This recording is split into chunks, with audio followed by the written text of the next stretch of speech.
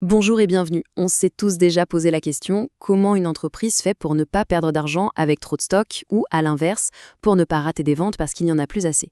Eh bien, la réponse est juste là.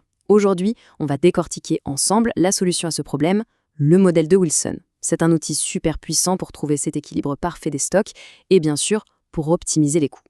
Parce que, soyons honnêtes, la gestion des stocks, c'est un vrai casse-tête, pas vrai? Si on a trop de produits qui dorment sur les étagères, hop, les coûts de stockage explosent. Et si on n'en a pas assez, c'est la rupture de stock assurée, et ça veut dire des clients pas contents. Bref, c'est une lutte de tous les instants pour trouver le juste milieu. Alors, pour y voir plus clair, voici notre programme. On va d'abord parler du fameux dilemme du stock. Ensuite, on verra les deux coups qui se font la guerre et comment, justement, le modèle de Wilson vient mettre tout le monde d'accord pour trouver l'équilibre.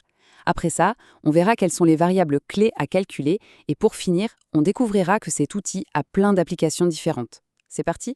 Allez, on commence par le commencement. Première partie, le dilemme du stock. Pour bien comprendre, il faut se demander quel est le vrai problème que l'on essaye de résoudre ici. En fait, l'objectif final, il a l'air simple comme ça, mais il est hyper complexe en pratique. C'est de minimiser le coût total, et j'insiste sur le mot total.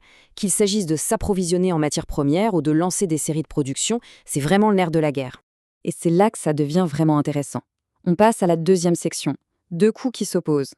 Car toute la logique repose sur une tension, un conflit, entre deux forces économiques complètement contraires. Imaginez une balance. D'un côté, on a ce qu'on appelle le coût de passation. Qu'est-ce que c'est? Ce sont tous les frais administratifs générés chaque fois qu'on passe une nouvelle commande ou les coûts pour lancer une nouvelle série de production. Et de l'autre côté de la balance, on a le coût de possession.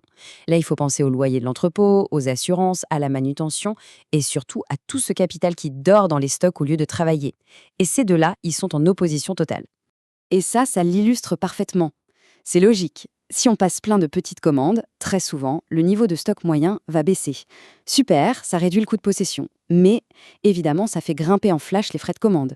Et à l'inverse, si on passe moins de commandes mais des commandes énormes, on réduit les frais administratifs, c'est sûr, mais là, c'est le stock moyen qui gonfle. Et avec lui, tous les coûts qui vont avec. C'est un vrai bras de fer. Alors, comment on se sort de cette impasse? On arrive à la troisième partie, la recherche de l'équilibre. C'est précisément ici que le modèle de Wilson entre en jeu, un peu comme le héros de l'histoire qui vient résoudre ce dilemme.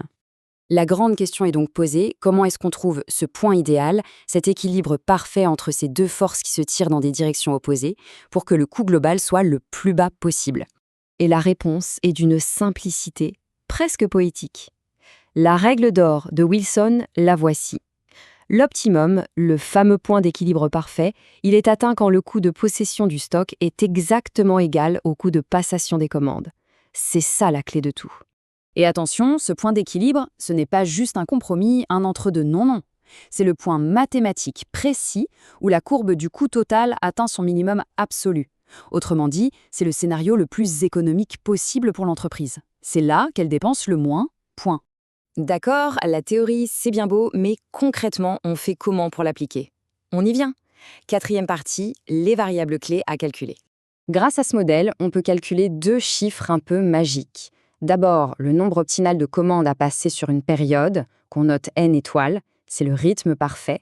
Et deuxièmement, la quantité idéale à commander à chaque fois, notée q étoiles, qu'on appelle aussi le lot économique, c'est la taille parfaite pour chaque commande ou chaque lancement en production. Et ce qui est vraiment génial avec ce modèle, c'est qu'il est incroyablement polyvalent. Ce qui nous amène tout naturellement à notre dernière section, un outil pour plein d'applications. En fait, le raisonnement de Wilson, il marche aussi bien pour gérer les achats de matières premières, que ce soit du bois ou de l'acier, que pour décider de la taille des lots de produits à fabriquer, que ce soit des voitures ou des smartphones. En réalité, sa logique peut s'appliquer pour optimiser la gestion de n'importe quel article qu'on a besoin de stocker. Donc, si on devait résumer l'idée centrale en une seule phrase, ce serait celle-ci. Le modèle aide à trouver l'équilibre parfait pour minimiser le coût total d'approvisionnement ou de production. C'est ça, sa promesse. Et c'est ça sa grande force. Et tout ça, ça ouvre une réflexion un peu plus large, non? Ce principe de trouver un équilibre entre deux coûts qui s'opposent, c'est un concept hyper puissant. Alors, on peut se demander, quels autres équilibres cachés pourraient, eux aussi, optimiser le fonctionnement d'une entreprise? C'est une bonne question à méditer. Merci beaucoup d'avoir suivi cette analyse et à très bientôt.